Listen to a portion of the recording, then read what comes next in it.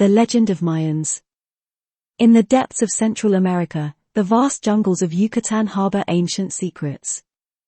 Among them, the remnants of the Mayan civilization, a society so advanced in arts, sciences, and philosophy that its stories have transcended generations. But not all tales are of temples and kings, some speak of the unknown, and one in particular, the legend of the Mayans' end. The Mayans were known for their accurate astronomical calculations and their intricate calendar. It was said that the high priest, Apache, had a vision. In this vision, the gods warned him of a celestial event that would signify the end of an era. The alignment of the stars, sun, and a comet would bring forth a change, and the Mayans had to prepare. While some believed the prophecy, many considered it a mere story. The kingdom was divided. Some wanted to appease the gods with rituals and sacrifices, while others believed in focusing on strengthening their cities and reserves. Time passed, and the date of the predicted celestial event approached. The sky became a playground of speculations. Each night, Mayan astronomers scanned the skies, and, to their horror, they started observing the predicted patterns. The alignment was indeed happening. In Tikal, the heart of the Mayan Empire, Apache called for a grand council. Leaders, scholars, and priests from all neighboring cities attended. The air was thick with tension as they debated their course of action. Some suggested a mass migration, while others proposed constructing underground sanctuaries. As the discussions became heated, a wise old woman named Nine Shell, known for her healing and mystical powers, stood up. She suggested a different approach. Instead of fleeing or hiding, the Mayans should embrace the change and celebrate their achievements. She believed that the celestial event was not an end but a transition. Moved by her words, the council decided to organize a grand festival. Artists, dancers, and musicians from all cities came together. They celebrated their achievements, their gods, their universe, and most importantly, the unknown future. The day of the celestial alignment arrived. As predicted, the sun, stars, and the comet aligned perfectly. But instead of chaos and destruction, the skies illuminated in colors no one had ever seen. It was as if the universe was celebrating with the Mayans. However, after the event, something changed. The Mayans felt a detachment from their lands. Over the years, many abandoned their grand cities. Some historians believe it was due to overfarming, political unrest, or even invasions. But the legend says the Mayans were searching for new beginnings. Today, the ruins stand as a testament to a great civilization and a mysterious legend. The story of the Mayans is not just about their end, but their ability to embrace change and the unknown. Who is Lola Bauer? On the bustling streets of Vienna, everyone knew the name Lola Bauer, but few could claim to truly know her. In every coffee shop, theater corner, or market square, you'd hear her name whispered, always followed by an intriguing story. Lola Bauer, a tall woman with raven black hair and striking blue eyes, arrived in Vienna during the winter of 1922. She took residence in a lavish apartment near the Opera House. Within weeks, Lola's soirees became the talk of the town. The elite of Vienna, from artists to politicians, were seen at her parties, which were a mélange of music, dance, and the most intellectual conversations. While many were entranced by her charm and wit, others were skeptical. Why? Because no one really knew where Lola came from or the source of her vast wealth. Rumors floated that she was a Russian duchess in exile, while others whispered that she might be a spy. The most outrageous claim was that Lola Bauer wasn't her real name at all, but an alias she used to protect her true identity. Leo Koenig, a young journalist from the Wiener Zeitung, was determined to uncover the truth. Driven by curiosity, he began attending Lola's parties, initially as a guest and later, as a close confidant.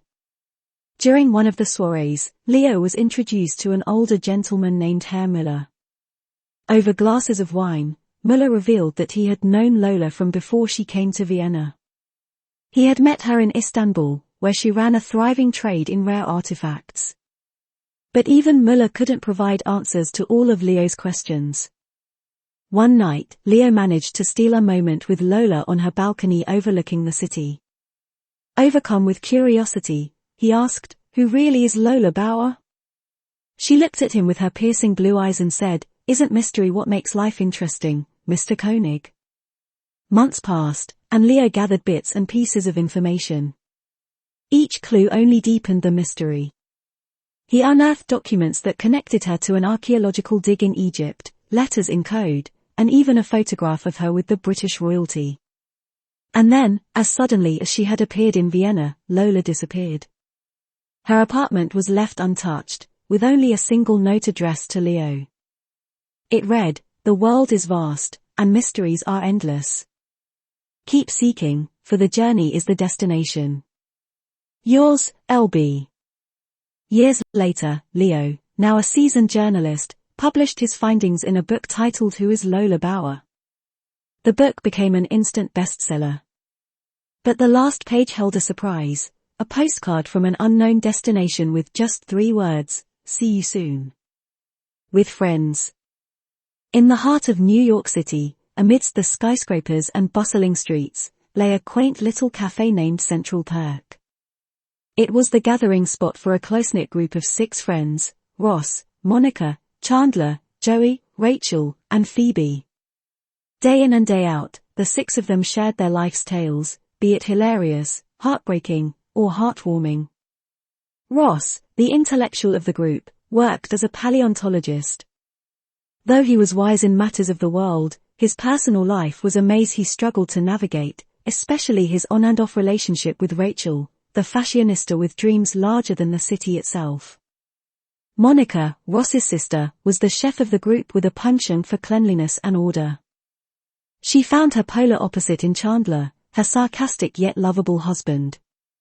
Chandler's humor was his defense mechanism, hiding a tumultuous family history and uncertainty about his career choices. Joey, an aspiring actor, had the innocence of a child and the heart of gold. His life revolved around auditions, rejections, a role in a soap opera, and, of course, his favorite catchphrase, "How you doing?" Then there was Phoebe, the quirky musician with a mysterious past. Her life stories, often bizarre and unbelievable, were the subject of her songs, including the infamous Smelly Cat. As days turned into years, the cafe bore witness to their evolving lives. Monica and Chandler, after years of trying, adopted twins and moved to the suburbs. Ross and Rachel, after numerous breakups and patch-ups, finally realized they were each other's lobsters.